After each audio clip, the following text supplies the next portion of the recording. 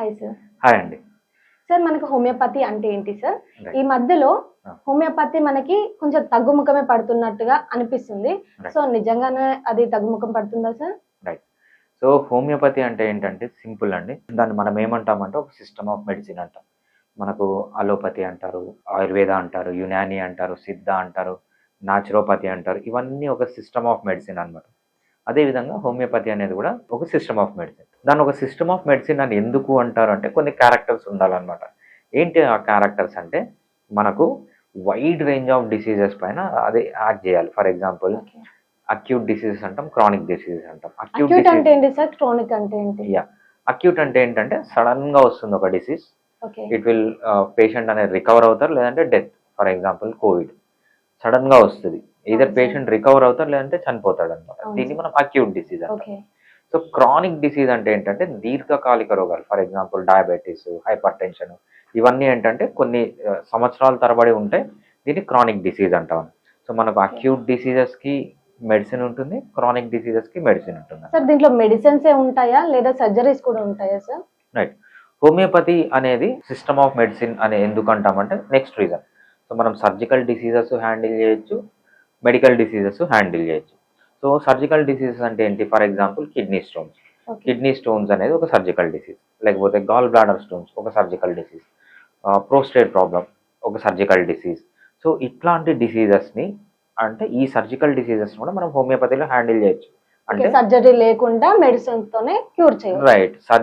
ఇది అలోపతిలో ఎవరైతే surgery mandatory అంటారో, ఫైల్స్ కానీ ఫీచర్స్ కానీ మ్యాండేటరీ అంటారో, దీన్ని సర్జికల్ డిసీజే బట్ మనం సర్జరీ లేకుండా హ్యాండిల్ చేస్తాం అనమాట. ఓకే. సో అందుకు దీన్ని ఒక సిస్టమ్ ఆఫ్ మెడిసిన్ అని కూడా అంటారు.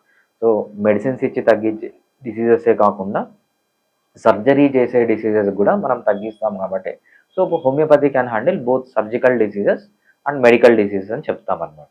సార్ ఇప్పుడు మనకి డాక్టర్ దగ్గరికి వెళ్ళి స్టోన్స్ ఉంది సార్, స్టోన్స్ గురించి మనము ఇట్లా ప్రాబ్లం ఉందని చెప్పేసి వెళ్తాం. అక్కడ హెవీ అయిపోయింది, సర్జరీ ఇమీడియట్ గా చెయ్యాలి అని అంటారు. అప్పుడు డైరెక్ట్ సర్జరీ చేయించుకోవచ్చా లేదంటే అంటే హోమియోపతికి రావాలా సార్? హోమియోపతికి వస్తే ఇది లాంగ్ పీరియడ్ కదా సార్, అప్పటి వరకు పేషెంట్ పరిస్థితి ఎలా ఉంటుంది? రైట్. మనము ఏ డిసీజ్ తీసుకున్నా ఆ పర్టికులర్ స్టేజ్లో పేషెంట్కి ఏం అడ్వాంటేజో అది చేయాలి. ఫర్ ఎగ్జాంపుల్ కిడ్నీ స్టోన్స్ ఉన్నాయి, కిడ్నీలో అడ్డుపడిపోయినాయి, కిడ్నీ అంతా వాచిపోయింది. ఆ టైంలో నేను మెడిసిన్ ఇచ్చి ట్రీట్ చేస్తానంటే కుదరదు. ఆ టైంలో పేషెంట్కి ఏది సేఫ్ అంటే వెంటనే ఆపరేషన్ థియేటర్ తీసుకుపోయి ఆ ప్రెషర్ని రిలీవ్ చేయాలి, ఆ పని చేయాలన్నమాట. సో కొన్ని కండిషన్స్లో మనం ఏం చేయాలంటే అలోపతి హెల్ప్ అనేది తీసుకోవాలి. సో అలోపతి గ్రేటా, హోమియోపతి అనేది గ్రేటా అని కాదు, ఆ పర్టికులర్ కండిషన్లో పేషెంట్కి ఏది అవసరం అనేది అది మనం సజెస్ట్ చేయగలగాలి. హోమియోపతిలో సార్ ఏ ఏజ్ నుండి ఈ మెడిసిన్ యూజ్ చేస్తే బాగుంటది సార్? రైట్. సో హోమియోపతి అనేది ఇంకో రీజన్ ఏంటంటే దాని కంప్లీట్ సిస్టమ్ ఆఫ్ మెడిసిన్ అనడానికి అన్ని ఏజ్ గ్రూప్స్లో ఇవ్వచ్చు అనమాట. ఫర్ ఎగ్జాంపుల్ ఈవెన్ పిల్లవాడు పుట్టక ముందు, ఫర్ ఎగ్జాంపుల్ మదరు ఫాదర్కి ఏమన్నా ఫర్టిలిటీ ప్రాబ్లమ్స్ ఉన్నాయి, ఆ ఫర్టిలిటీ ప్రాబ్లమ్స్ కూడా హోమియోపతి అనేది యూజ్ చేయొచ్చు. ప్రెగ్నెంట్ ఉమెన్స్ కూడా యూజ్ చేయొచ్చు అంటారు. ఫస్ట్ ఫర్టిలిటీ అయింది అంటే ఓకే. ఫర్టిలైజేషన్ జరిగింది, నెక్స్ట్ ప్రెగ్నెన్సీ వస్తుంది. ఓకే. సో ప్రెగ్నెన్సీ టైంలో కూడా హోమియోపతి మెడిసిన్ వాడచ్చు. ఎవరికి బిడ్డ బాగుండడానికి వాడచ్చు, తల్లి బాగుండడానికి వాడచ్చు. సైడ్ ఎఫెక్ట్స్ ఏమి ఉండవా సార్ దాంట్లో? హోమియోపతిలో సైడ్ ఎఫెక్ట్స్ ఉండవండి.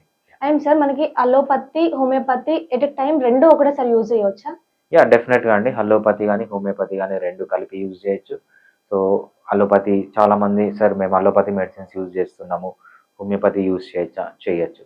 లేకపోతే సార్ మేము హోమియోపతి మెడిసిన్ మీ దగ్గర తీసుకుంటున్నాము, మాకు సడన్గా ఫీవర్ వచ్చింది లేదంటే ఏదైనా ప్రాబ్లం వచ్చింది, తప్పకుండా రెండు కలిపి వాడుకోవచ్చు. సో రెండు కలిపి వాడడం వల్ల ఎటువంటి ప్రాబ్లము లేదు. చాలామంది ఏం చేస్తారంటే సార్ మేము అలోపతి వాడేటప్పుడు హోమియోపతి డిస్కంటిన్యూ చేస్తాం, లేకపోతే హోమియోపతి వాడేటప్పుడు అలోపతి డిస్కంటిన్యూ, అలా అవసరమే లేదు. సో మీరు రెండు ప్యారలల్గా వాడుకోవచ్చు. దాని లెవెల్లో అది యాక్ట్ చేస్తుంది, దీని లెవెల్లో ఇది యాక్ట్ చేస్తుంది. కాబట్టి మనకి ఎటువంటి ఇంటరాక్షన్ అనేది ఈ రెండింటి మధ్య ఉండదు.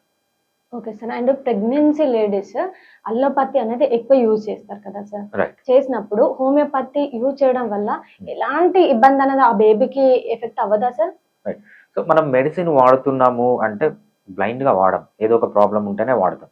సో మనము ఫర్ ఎగ్జాంపుల్ చిన్న ఎగ్జాంపుల్, మదర్కి రిపీటెడ్ అబార్షన్స్ అవుతున్నాయి, ఆ రిపీటెడ్ అబార్షన్స్ కాకుండా హోమియోపతి ఏదైనా మెడిసిన్, చాలా మంచి మెడిసిన్స్ ఉన్నాయి, ఆ పర్టికులర్ యూసేజ్ని బట్టి మనం మెడిసిన్స్ యూజ్ చేస్తే ఎట్లాంటి సైడ్ ఎఫెక్ట్స్ అనేవి ఉండవు అనమాట. సో ఎస్పెషల్లీ హోమియోపతి యూజ్ చేసేటప్పుడు పిల్లలు ఏమన్నా ప్రాబ్లమ్స్ వస్తాయా, లేదంటే తల్లిలో ఏమన్నా ప్రాబ్లమ్స్ వస్తాయా, అట్లాంటివి ఏమి ఉండవు. మనకు హోమియోపతిలో ఆల్మోస్ట్ 0 సైడ్ ఎఫెక్ట్స్ ఉంటాయన్నమాట. Okay sir.